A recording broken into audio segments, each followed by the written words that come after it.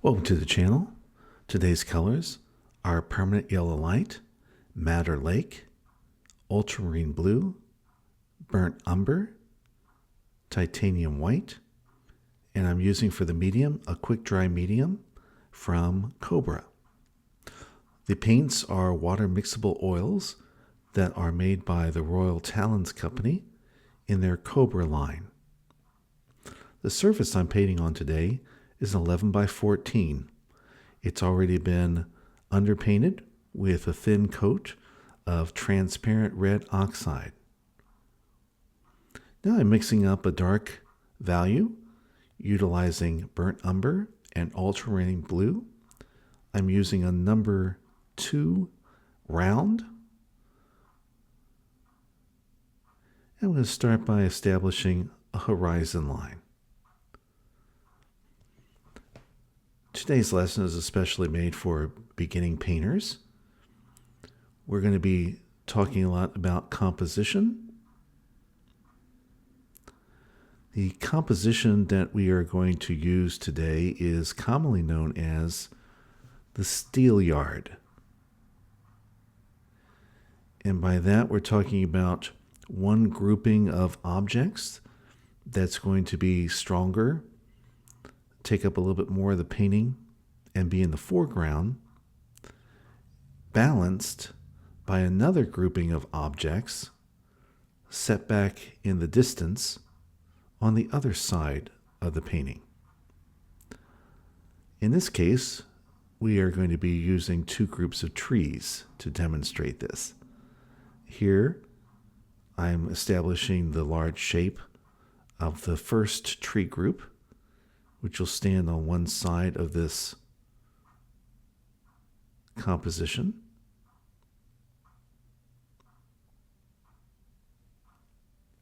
Doesn't really matter what we're dealing with, whether this was boats or buildings or people or almost anything can work with this composition. Today, we are focusing on the landscape and two tree groupings. So this grouping is going to be obviously closer to the viewer. It's in the foreground, and it will be balanced on the other side of the picture by another smaller grouping of trees that are set back into the distance. Notice if we didn't have this smaller grouping here, our eye would tend to wander right off of the painting because there's nothing to stop it, no point of interest. The horizon line itself would move our eyes directly off the painting surface. Here, just sketching in these large shapes, the tree mass.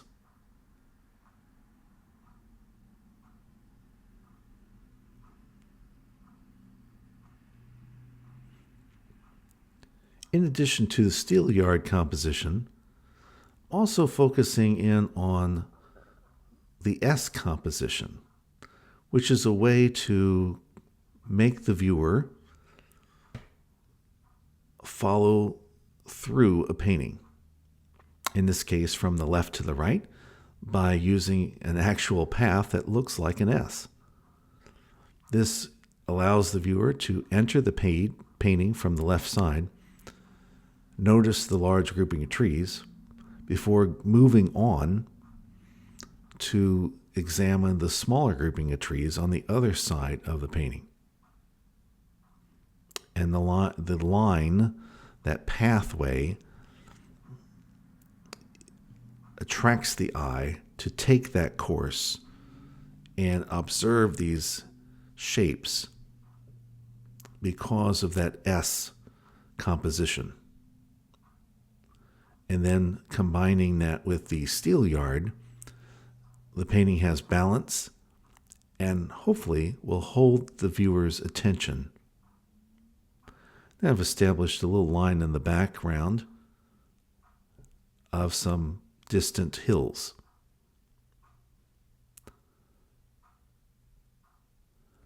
Now I'm going to make up a mixture of purple using ultramarine blue, of course, and madder lake, which is in other lines of paint might be referred to as a permanent alizarin crimson. Adding just a slight amount of titanium white so that you can see the purple.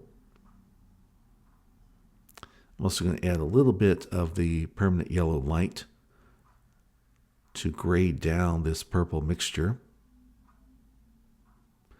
before applying it to those hills in the background. A little more titanium white as well to set that back in tonal value some.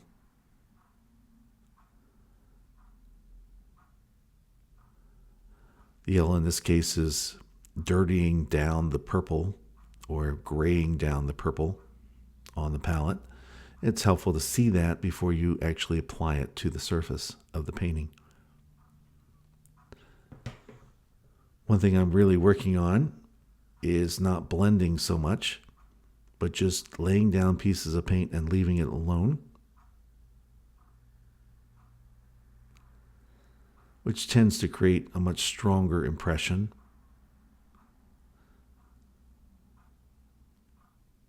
And more interest in a painting. People like to see strokes that look very confident, loose, as if the artist knew exactly what he or she wanted that particular brushstroke to do in the overall composition of the work.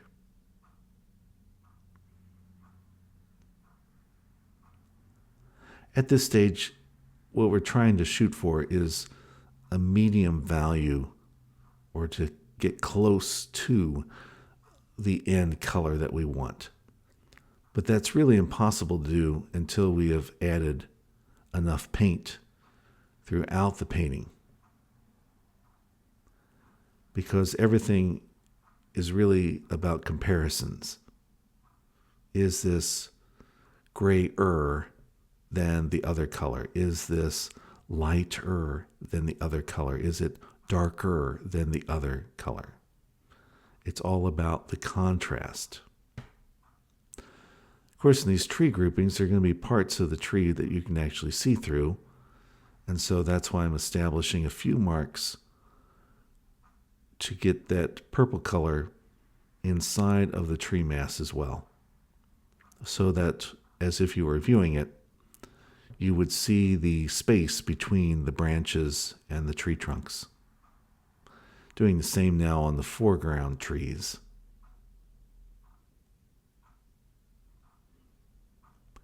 We'll come back and make more definite strokes later on to indicate the branches, trunks of these tree groupings. For now, we're just attempting to get the drawing in and working on our shapes and our initial color masses. You can clean your brushes off with paper towels. This is a shop towel. I think Scott makes it. I find that shop towels work best because there's not much lint that comes off of the towel. Some artists like to constantly wash their brushes. Now, because we're using water mixable oils, that would be washing in the water. I've got a collapsible water bottle, bowl rather, that I've placed on the French easel for that purpose. But it's really not all that necessary. Almost everything that we are going to be putting on the painting surface has slight levels or various degrees of pigment, yellow, red, and blue. So as long as you're getting the brush relatively clean, you may actually want a little bit of each of those colors in your mixtures. Now here I'm taking a pool of green and producing a lighter green and a darker green on purpose to see the contrast before I apply those two colors onto my tree.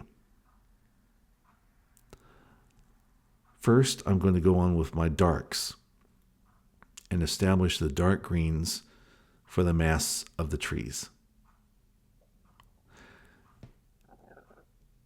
As you see me deliberately varying my strokes here and putting those darker colors near the places in the tree where you don't see as much light coming through. May I remind you this is a new channel, and I would really appreciate it if you could subscribe. Then you'll be notified whenever I upload a new video. And if you like the content, to give a thumbs up. You can also make a comment or even ask a question.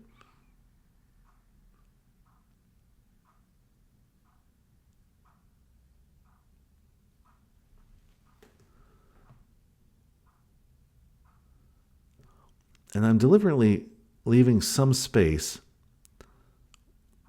for branches later on, at least the trunks of the tree, to show through somewhat. And also cognizant of the fact that I want certain areas of the foliage of these tree groupings left for sky holes, places where you can see the sky coming through the leaves.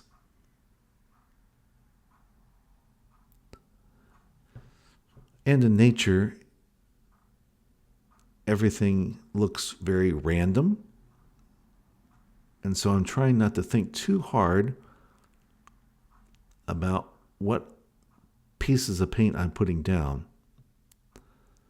The thing I'm thinking about most right now is varying my strokes so that I'm not painting in a pattern that will be observable in the final painting. I want there to be a sense of real randomness like you find in nature.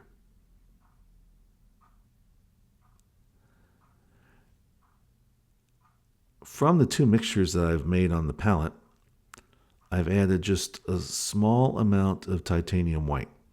Start very small, and if you need more, you can always add a little touch.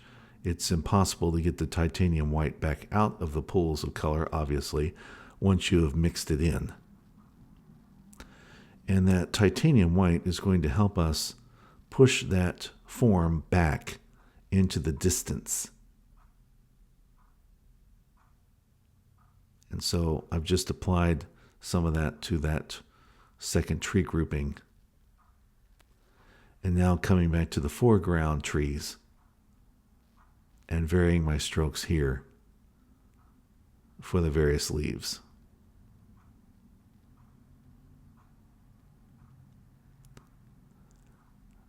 Creating a little bit more paint on the palette, the lighter version of that green, by introducing more yellow.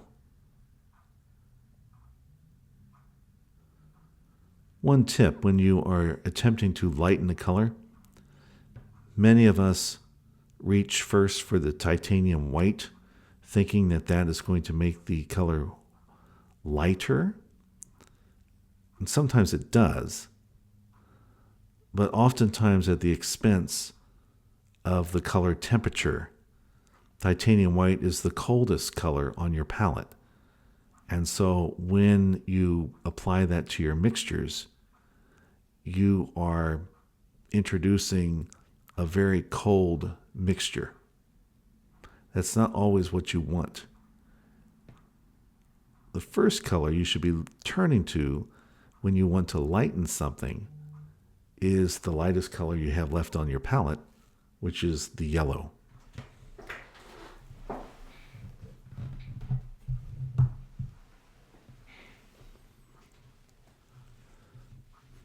Naturally, sunlight is piercing through places on the tree where there's not as thick of foliage as in other places.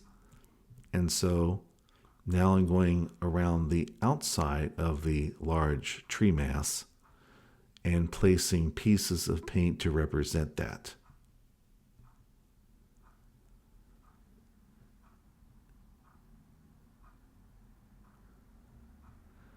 Once again, varying the size, the direction, the pressure levels to get a sense of spontaneity and uniqueness in these strokes. Notice too, I'm not blending anything. You can oftentimes achieve a blended look simply by putting down these pieces of paint and allowing the eye to mix and blend the colors together.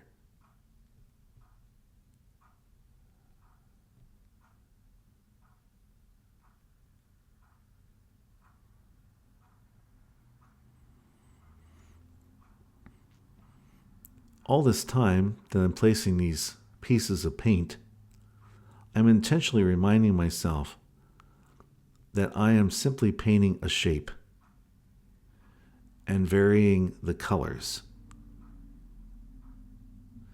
I'm not thinking about actually painting a tree. When you do think about actually painting a tree, a car, a building, oftentimes that is when we make the mistake of bogging ourselves down in detail. Notice that I continued to paint all over the surface.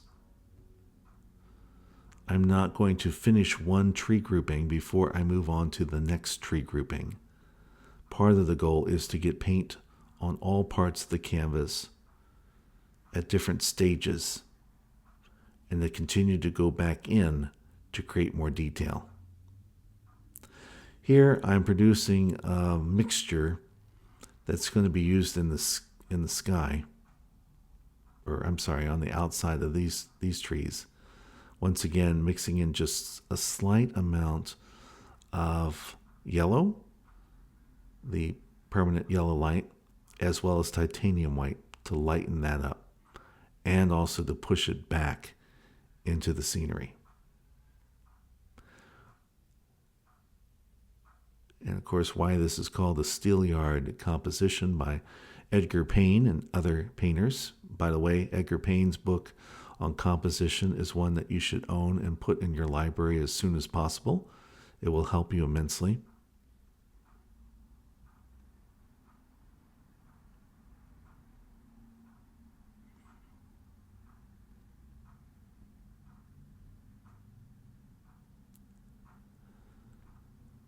Knowing what creates a good painting and a good composition can save you a lot of time.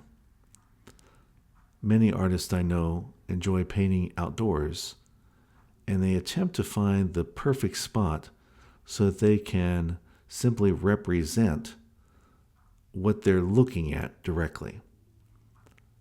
But oftentimes, to make a better painting, you have to take a tree you might see in one place and combine it with something else you're seeing in another location.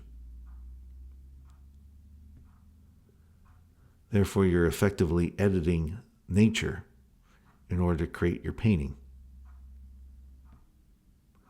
But there's nothing wrong with doing that. The image I'm painting today doesn't really exist. I'm painting it from my imagination as I think about Edgar Payne's work and pointing out to us that one of the strong compositions is the Steelyard approach.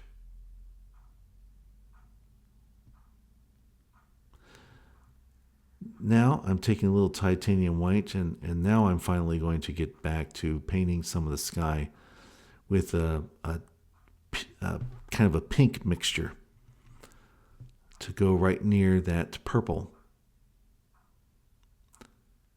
What I'm trying to emulate here is that it's an evening sky, early evening, and the light is gradually being lost.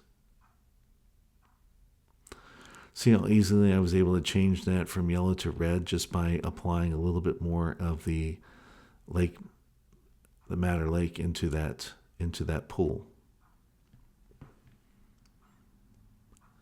And then slightly increasing it, small step by small step, enables you to get where you're going.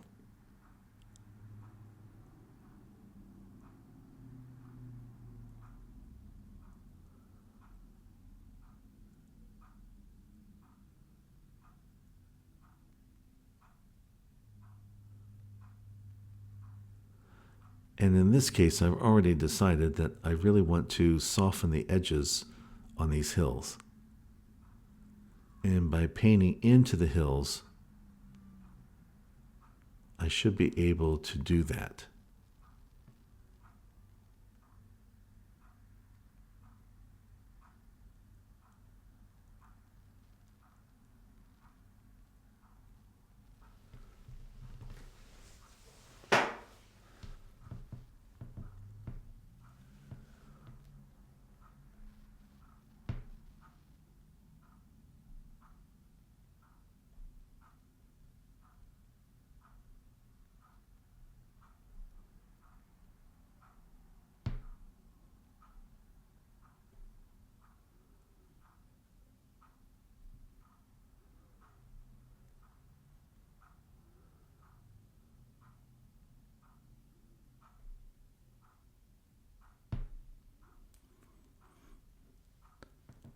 Hopefully, as you're watching this, you'll notice that those lines are certainly softened by me going back over them with this new mixture.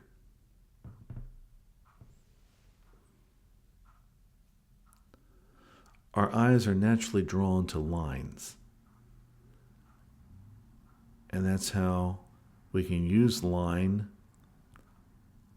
in our compositions to help get the viewer's attention and to get them to see certain things. But at other times, you want to lose those edges when you don't want certain images to dominate or needlessly call attention to themselves. Going back in now for the sky holes. Remember, I had said I had left some of the underpainting showing through for the specific purpose of placing these sky holes. This is the same color I used just a moment ago for the sky, that pinkish purple. But here, I've allowed the brush to get dirty on its own by touching the green. And so there's no need to do something else to make the sky hole look more natural.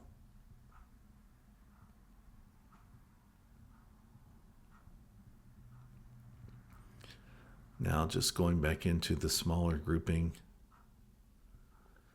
doing the same thing, looking for the places where the transparent red oxide is showing, and I want to turn them into the color that's coming through the tree from the sky.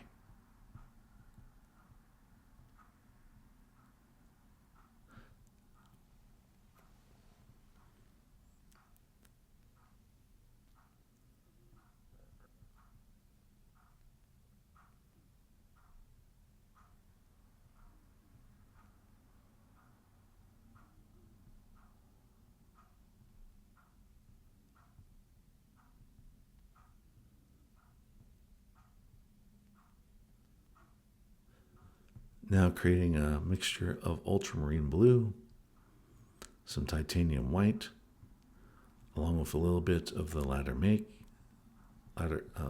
madder lake, and a small touch of yellow to deaden the color just a bit, or gray it down. And then I'm going to be applying this color into the sky area.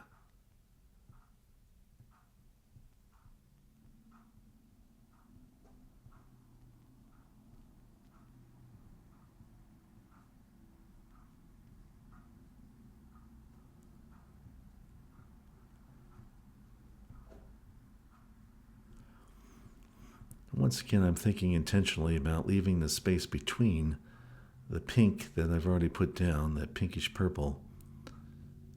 So therefore, I have some room to create a color transition between those two colors. And I'll show that in a minute by just using a dry brush and working those two colors together.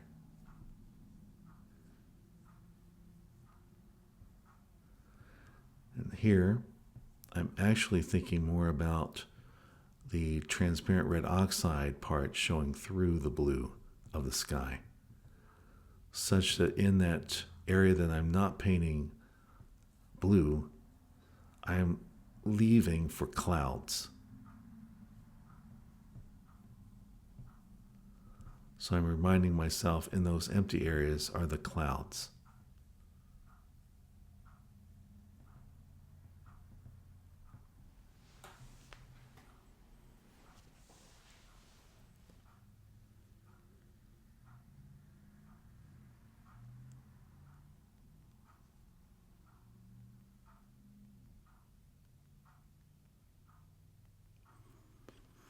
Once again, using that blue to create some of the sky holes at the very top of the tree, where you would expect to find that color shining through.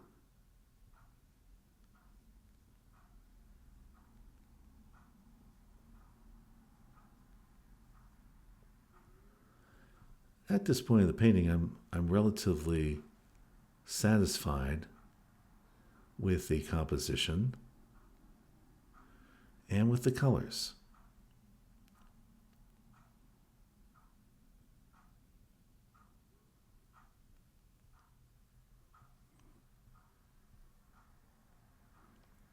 We'll see what some of you think.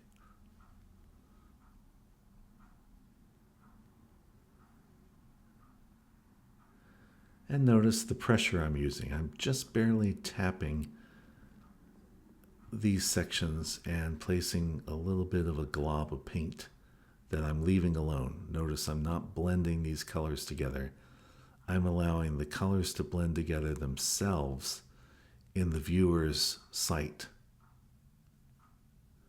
In other words, your eyes are mixing these colors to some extent as you view them.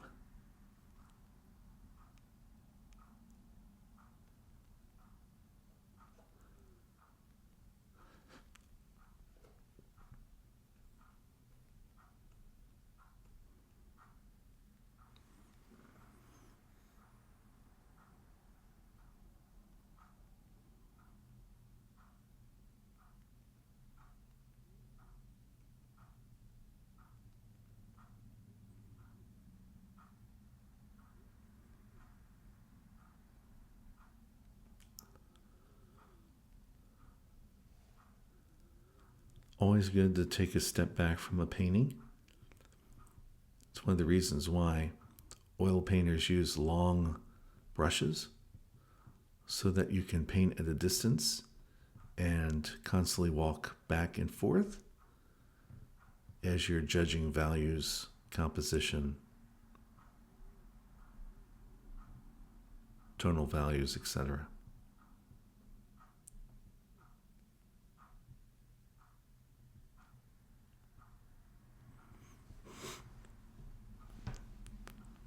Now I'm creating a mixture of the permanent yellow light, a little bit of the ultramarine blue, and a little bit of titanium white to push it back slightly for the grass color.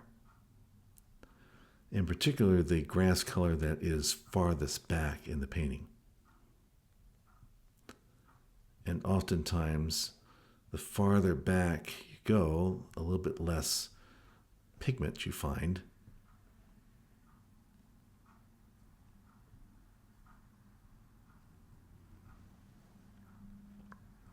And notice that I'm making horizontal strokes back there to suggest some fields that are sitting at a distance. They're not right up close to us as viewers of the painting. So they are registering more like colored lines than anything else.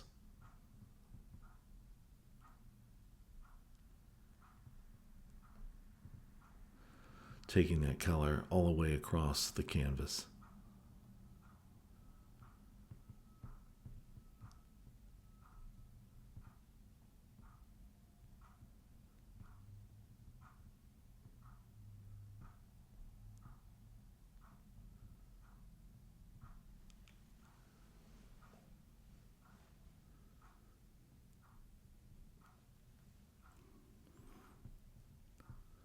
Now I'm just simply bringing these grasses closer to the viewer,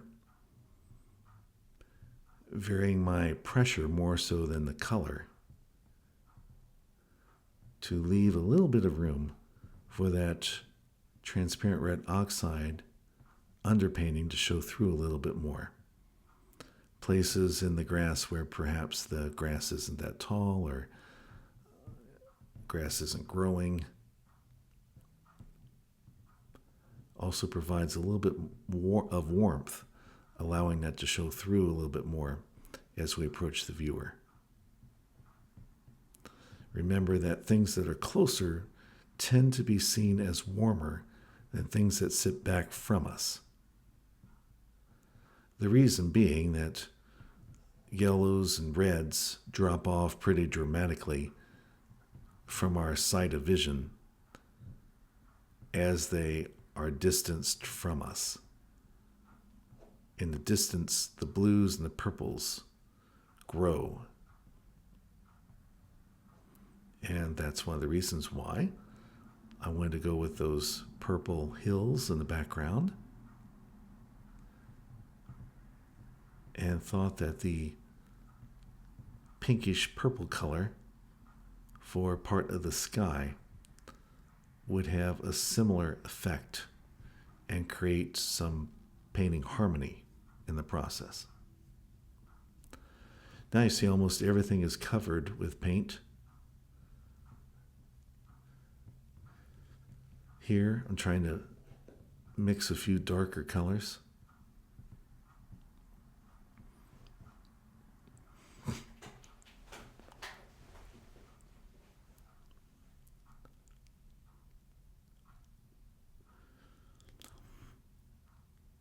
And because these trees are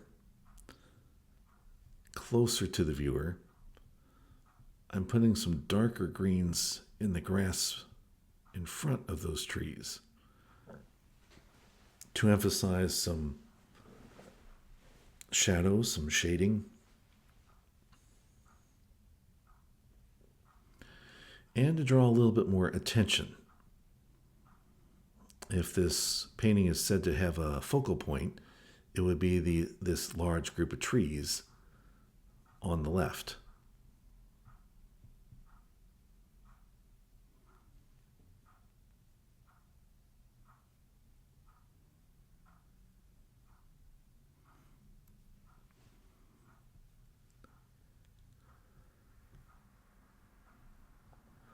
Now just varying the brush strokes and allowing some of that underpainting to show through in the foreground section.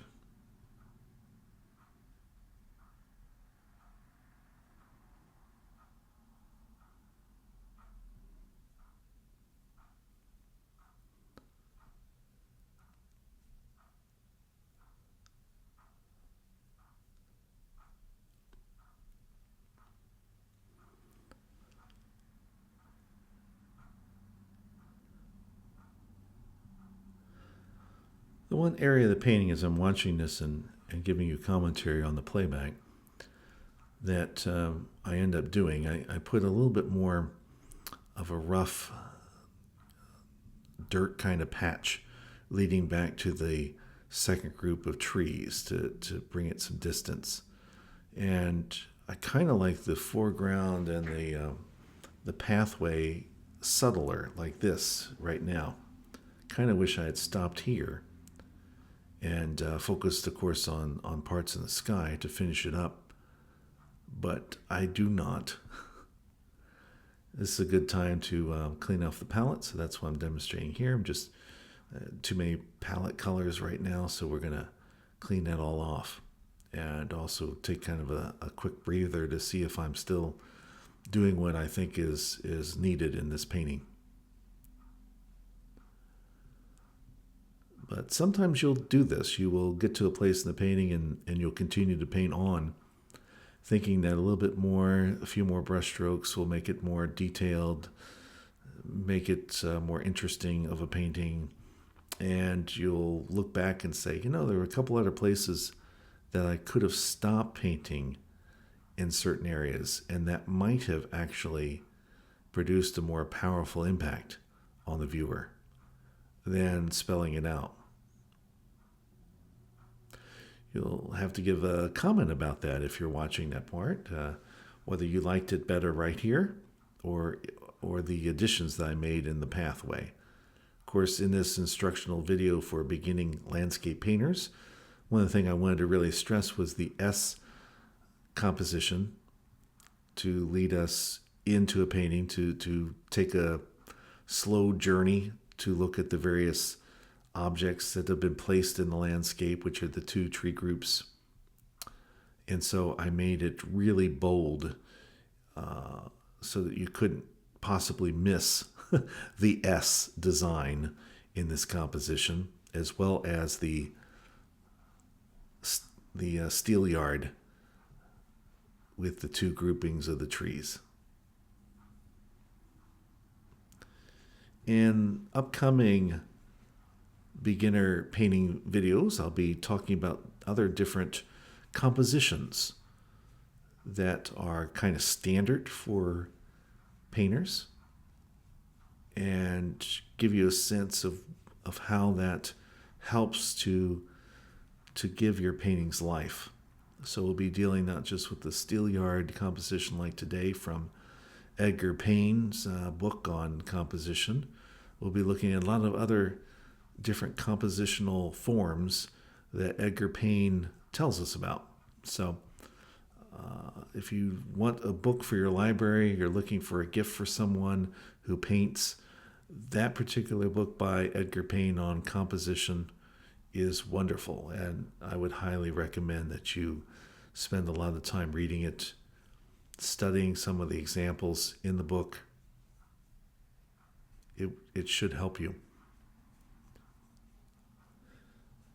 So I'm applying this lighter blue where clouds are going to be, and I'm going to come back in with some highlights with basically a mixture of titanium white and a little bit of permanent yellow light. Now, why would I mix a white with a yellow to produce clouds? Well, titanium white is the coldest color on your palette in this limited palette scenario. And without warming it up a little bit, you're going to create a very cool looking painting.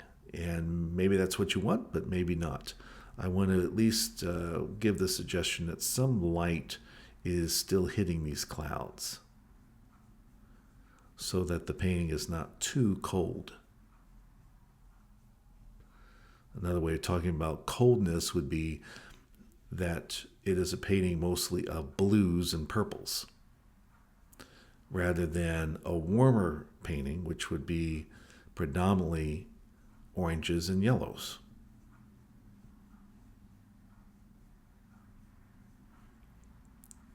Notice here, I'm just about ready to cover the whole painting.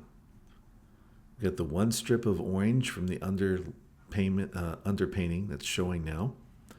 And here I'm going to use a technique of getting a dry brush and allowing the dry brush to pick up color that's already on there to blend those two colors together and create a little bit of a softness there. So see the brush now going up and down and intentionally mixing those two colors so that there's not a hard contrast anymore, but that it is very gradual. And why would that be gradual? Because I don't want the sky to be the focal point. I want the two groupings of trees to be the interest points. And if you had to force me to answer which is the focal point, I guess I would tell you in my mind as I was painting this painting that I was attempting to make the larger tree grouping on the left more the focal point. It has the most detail in it, the most contrast that you're going to see. And now with just a couple more pieces of color, we've covered the entire painting now. And we're at the 40-minute mark, so that means we've got about 10 more minutes of painting left for me to demonstrate. Going back in and covering up these little sky holes. There's also some of the transparent red oxide showing through on the trunks of these trees. And I will go back in and cover most of that up. And then I'm going to be making a mixture of burnt umber and a little bit of ultramarine blue to produce a really strong dark, or black if you will, to use for the tree trunks and to ground them into the landscape. Notice that some trees, if you just make them look like sticks, they don't look like they're actually embedded in the earth. Trees that you observe, look at their root system. Their roots go on forever. So you want to give some suggestion that these trees are really embedded in the landscape by giving a little bit more attention, a little bit more volume in the bottom part of your tree trunks. And I'll be demonstrating that in just a couple of minutes here. So I'll hold off until I see my liner brush go up there for that. All right, got a little ahead of myself. Now, of course, notice, continuing to paint all over the surface. Here's that mixture for the clouds of titanium white and a little bit of the permanent yellow light. Also, it does help to use some of the quick dry medium, especially in your titanium white. I have often found that titanium white in a lot of brands is the slowest color to dry. So by adding in some drying agents with that drier medium, that does help speed up the drying time for the titanium white. And notice now I'm varying my pressure and placing in a whiter color over top of those bluish purple cloud forms to give it some shape and detail and other interest. Here I'm also trying to pull your attention up and back down to the landscape. So I'm being intentional there. I don't want your eyes to just drift off the top of the canvas any more than I want it to drift off the side. And so I love skies that have some action to it. I think it was Turner that often painted with some impressive skies. And it seems like there was always some kind of weather event happening in his skies, rather than just kind of, in my estimation, a bland blue. When it's just a clear blue sky, I find that the hardest to paint because I love contrast and shapes. And if the sky is just that baby blue, it doesn't really catch your attention.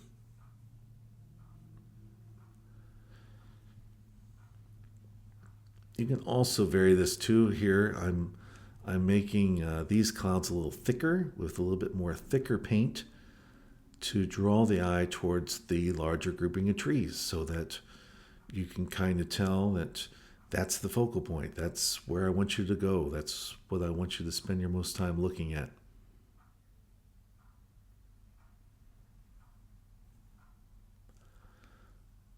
So I'm not using a whole lot of pressure. I'm just trying to build up the paint layer in that particular area, which pushes it forward as well.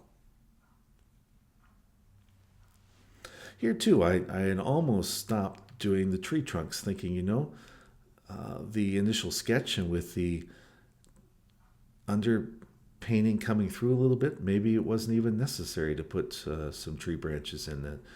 But I end up doing it, and I think I'm glad I did in this case. You can tell me in the comments below if you think which decision was a better decision. I hope you're also picking up on that painting's all about decisions that you're making. One decision will lead you to a different outcome. And I find that to be a joyful experience in the process of painting, is that each decision that you make contributes to the composition and the painting as a whole. And so it's almost impossible to paint a painting the same, even if your subject matter is the same, because every single decision you make is producing a different painting on the basis of what you're looking at.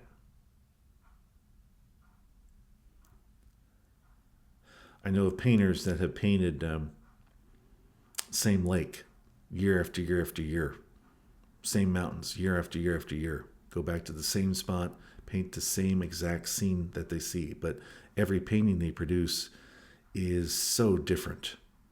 Why is that? That very reason. They're making decisions. Of course, the light is always changing, so it really isn't the same scene over and over and over again. The weather events, the time of year, the seasons, the local color, the light, all of that affects the decisions that we make in terms of our mixtures, in terms of our compositions, what draws our eye at this particular moment that we want to capture and say, hey, I find this beautiful. Hey, I find this interesting. Take a look at it. Here I'm really pleased. I've softened those edges once more for the hills behind these two tree groups, as well as the kind of line with the grasses, so that there's not a definitive line that draws too much of your attention. I think now that really pushes those two tree groupings to the forefront, that you can tell that's where I want you to look. Now I'm creating that dark mixture I told you about earlier. The ultramarine blue and the burnt umber make a great kind of black or dark brown. So I'm getting that mixed up with a palette knife. And now I'm going to use my rigger brush or a liner brush. This is a number 2 liner. It's from Princeton as well. It's the Aspen line. It's a synthetic brush. I think that's the only synthetic brush I have in my pack. I like it a lot. It holds up well. Here I'm putting it into the quick dry medium, so that way I can go in with a light touch with some thicker paint. And to create more volume, start the branch at the bottom and then lift up, withdrawing pressure slightly. And that will create a smaller branch at the end of the stroke. And then, of course, after you make one stroke, it's best to go back and refill your brush with paint, especially a liner brush. It doesn't hold a lot of paint. So if you attempt to do too much with too little paint, you will end up with happy accidents instead of happy little trees. And here's why I think it actually did work. And I was glad that I pushed through and decided to go through and put this darker color to establish these tree trunks. Number one, it suits the atmosphere of the painting. This is a late evening painting, I would suggest. And so you're not going to have a lot of sunlight on these branches. They're going to appear pretty dark in nature. And so I'm emulating that here. Then the sky holes and the other trees, it's important to have some places where you can see these branches through the leaves, and other places where the tree branches kind of disappear behind the leaves and the trees, right? And so once in a while I'll just gently pick up the brush and then put it back down as I'm pulling it upwards. And with the same with the sky holes, there are going to be times in which I want the complete sky hole to stay there. Other times I want the sky hole to be less dominant, and one way to do that is to pull one of the branches actually through the sky hole color to give the appearance that there's some depth there. One thing that you may want to keep away from is that you don't want too many branches that are pulling you out of the picture.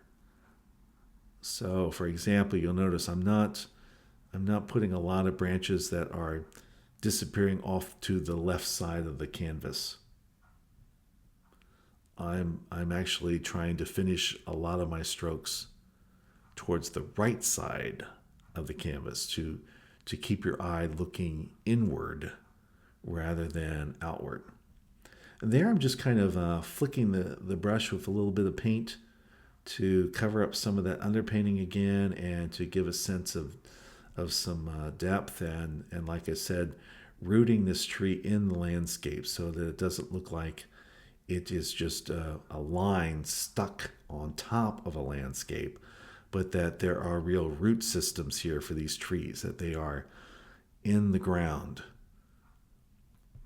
I also was trying to do that by producing a little bit of a hill structure. I hope you can see that with the slightly darker green and how I produce the brush strokes in a more diamond shape to suggest a little bit of elevation in this foreground for that closer set of trees that's on the left, the larger set. And of course, I don't want to put as many details into the tree grouping that stands behind it. There you saw I just put a little bit of titanium white into that same mixture so that I push the color back a little bit.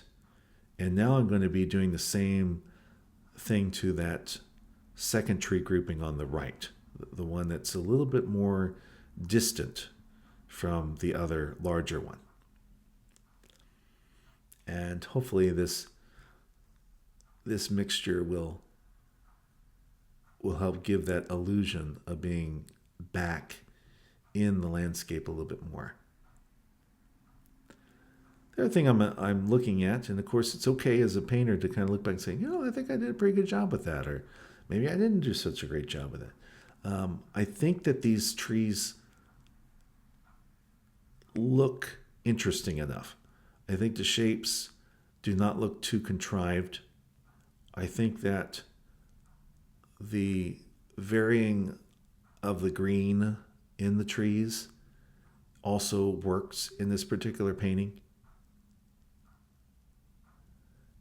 Now, I'll tell you when something doesn't work. For example, even now, as this finished painting is on my wall, I think I told you before, the path that I end up painting, I give a little bit more detail to the path, the S pattern of the composition in the middle to kind of draw you frontwards, backwards through this landscape. I'm not quite thrilled with the final result on it. So you'll have to tell me if you found that one decision was better than the other. And for that, I'm going to be using the liner brush again here in just a minute. Oh, and look at the time. This painting's almost finished. May I remind you that this is a new channel, I love to paint, and so I just turn the video camera on and start painting and see what happens often. So there'll be a lot more content to come. If you have certain topics you'd like me to cover, let me know in the comments section below. Be sure to subscribe to this channel. Give a thumbs up if you like the content. I also have my own website, davidwpoe.org, where you can get information if you would like to purchase one of these paintings and to learn a little bit more about me.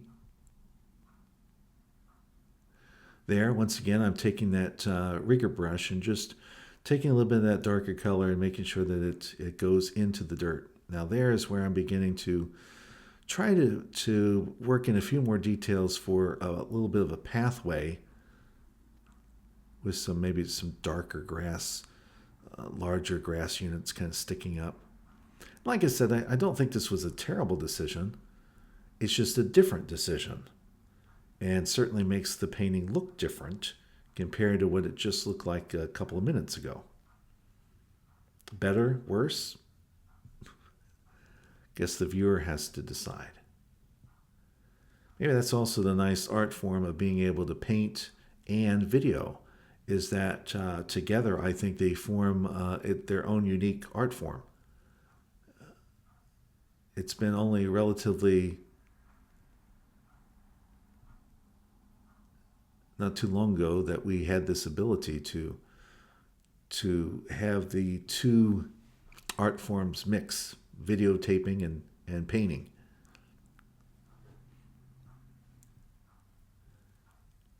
And so here I'm going to add a little bit more detail. What I was trying to get at was that there might be variations of these, the foliage here closer up, a sense of a kind of a path, or at least an S shape leading you back into the painting. I think it does that. It certainly does that. And I don't think it takes too much focus away from the focal point of these two tree groups, so I'm happy with that.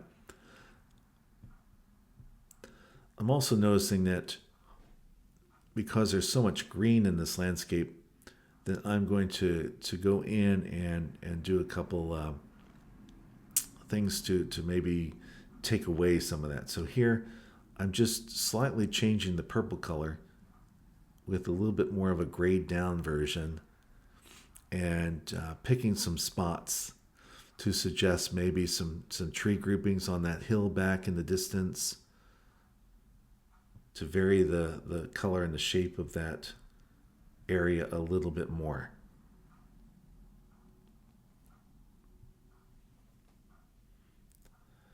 And then I'm going to determine that because there is so much purple, that the purple really craves the orange.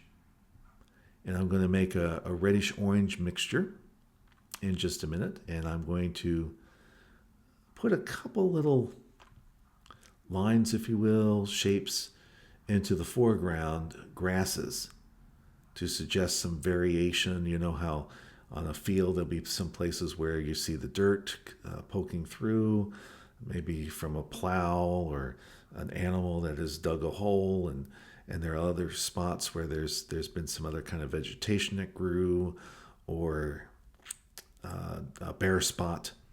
And so that orange is going to make its entrance here to give a little bit of relief to all the green in the foreground. So green really craves the red. And so we're going to add that here in just a moment. Just a few little highlights, if you will. And then I will take an instrument. It's kind of a little rubber instrument. I don't know what the heck you call it, but mostly they come in like packs of 3 at a cheap art store, and they're mainly for removing paint, but I just love to sign my paintings with it, because you can just go right in and use your own signature that way, rather than to try to actually paint the signature on. I've always found that very difficult, so I kind of just gave up and took an easier route, I thought. So here's where I'm putting in a little bit of orangish red, which draws that section even closer, I think, to the viewer, and gives you a break from that constant green. At least that's what was going through my mind. And then I'm just flicking up some of that pigment to suggest some longer grasses. And notice how it doesn't take much, does it, to give you the illusion of detail. Just a couple of brush strokes, and right away your brain sees that as some vegetation, some grasses, without really painting grass. I mean, who can paint grass? Who can paint a tree? Also good to, when you're coming up on the end of the painting, to step back, think before you put any more strokes or additions to a painting. It's easy right now to really kill the spontaneity of the painting by continuing to work it. Over time, you'll find that you'll have a better natural understanding of when to stop painting. So now I'm kind of evaluating and thinking, yeah, I think that looks pretty good. And so I'm going to stop, and I'm going to sign the painting.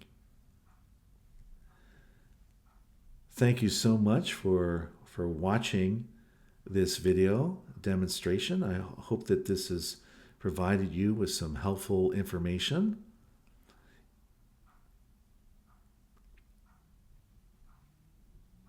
And of course, there will be more content to come. So I will certainly see you in the next video. Take care.